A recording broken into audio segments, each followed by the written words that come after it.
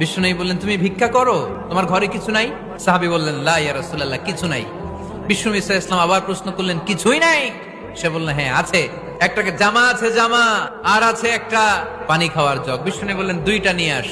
সাহাবী রাদিয়াল্লাহু তাআলা আনহু জামার জগ নিয়ে এসে বিশ্বনবী সাল্লাল্লাহু আলাইহি ওয়াসাল্লামের হাতে দিলেন। বিশ্বনবী জামার জগটা ধরে বললেন, কে আছো আমার সাহাবীদের মধ্যে এই দুইটা জিনিস কিনতে চাও? এক সাহাবী দাঁড়িয়ে বললেন, ইয়া রাসূলুল্লাহ, এই দুইটা জিনিস আমি 1 দিরহাম দিয়ে কিনে নিতে চাই। এর চেয়ে বেশি দাম দিয়ে কেনার মতো কেউ আছো নাকি?